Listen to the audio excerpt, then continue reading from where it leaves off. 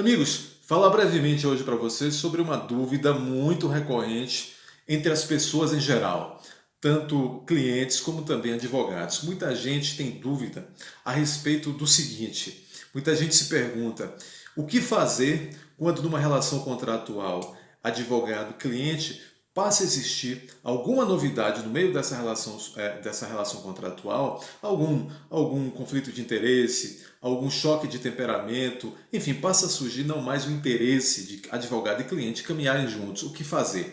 É possível fazer essa ruptura contratual ou advogado e cliente é obrigado a seguirem juntos aí essa relação contratual, mesmo havendo aí às vezes essa insatisfação mútua. O que fazer? Ora, a relação existente entre advogado e cliente é uma relação contratual, até certo ponto, como qualquer outra relação contratual, é uma relação de prestação de serviço. O advogado é um profissional liberal, prestador de serviço, e o cliente está do outro lado, dando essa contrapartida que são os honorários em relação ao serviço advocatício prestado. Ora, se em determinado momento dessa relação contratual passa a haver, como eu disse, alguma incompatibilidade, alguma insatisfação, alguma desarmonia, é direito tanto do advogado quanto do cliente, ou de ambos aí, porque às vezes ambos chegam a esse consenso de que não é interessante, não é producente seguir juntos. Bom, então é possível sim, e às vezes, muitas vezes inclusive, é recomendável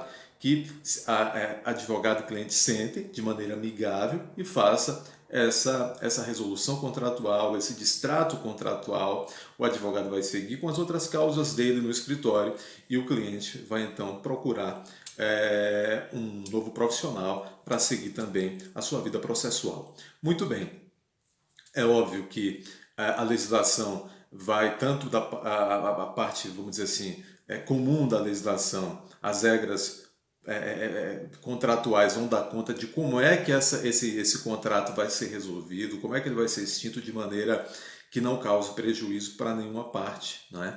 Então, o Código de Ética da Advocacia, seu artigo 24, o Estatuto da Ordem dos Advogados, seu artigo 26, vão justamente dar conta, estabelecer como deve ser feito esse desligamento, principalmente quando parte do advogado. Lá no artigo 24 do Código de Ética, no artigo 26 do Estatuto da OAB, estes artigos vão tratar do chamado subestabelecimento. Subestabelecimento é o documento ou procedimento pelo qual o advogado ele pode, então, de maneira transparente, de maneira completamente, vamos dizer assim, comunicando perfeitamente ao cliente do que se trata esse subestabelecimento, ele pode então se desligar da causa, tá certo? Então, obviamente, se o cliente é que está interessado em fazer a mudança, ele tem todo o direito de trocar de advogado, no entanto, ele irá pagar, sob pena de incorrer em enriquecimento ilícito, deverá pagar ao advogado o serviço prestado, né? Valores proporcionais à atuação do advogado até aquele ponto em que haverá o desligamento.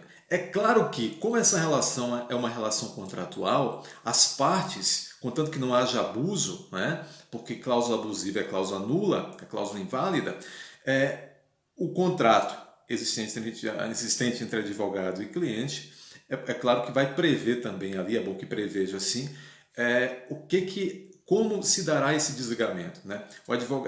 Haverá alguma multa? Haverá algum valor pago além daquele trabalho já feito pelo advogado? Esse valor será proporcional ao tempo, ao momento em que o advogado está se afastando do processo? Enfim, o contrato de honorários, o contrato de prestação de serviço advocatício é bom que seja o máximo possível detalhado. É dever do advogado que faça também um contrato que respeite a legislação, tá bom? Então, em resumo, pessoal, é bom que seja assim. Numa relação contratual de um serviço tão personalizado como é o serviço de prestação advocatício, de serviço de prestação advocatícia, é bom que haja um contrato e esse contrato seja o máximo possível específico e detalhado.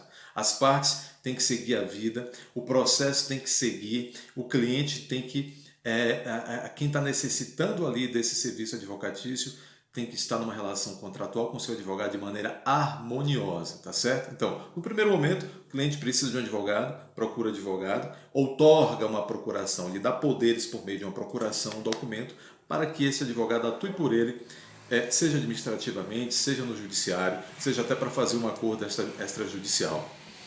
Tem-se então um mandato, né? Com essa procuração, a depender do tipo de procuração, o advogado terá mais ou menos poderes para atuar pelo cliente.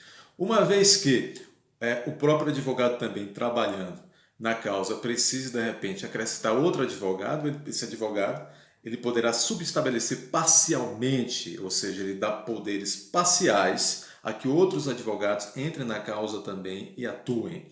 Ora, no momento em que um advogado e um cliente chegam a um consenso que é melhor que essa relação acabe, o advogado então subestabelecerá para um outro advogado, que o cliente que indicará, subestabelecerá então esses poderes sem reservas, ou seja, ele sairá da causa de maneira plena, total, e o outro advogado assumirá, tá certo? Em casos extremos, pessoal, onde o advogado é que percebe a relação tumultuada, ou que está tendo algum conflito de natureza assim até antiética partida do próprio cliente, o advogado poderá também renunciar à causa. O Código de Processo Civil vai lá também determinar como é que o advogado deverá renunciar a essa causa. Tem um prazo para sair da causa, né? Tem que comunica o cliente, tem que ficar até uma quantidade de dias na causa e tudo mais. As normas dão conta de como é que se inicia essa relação contratual e também como essa relação deve ser desfeita, se for o caso. Tá bom? O vídeo ficou um pouco longo, mas acho que ficou bastante instrutivo. Um abraço.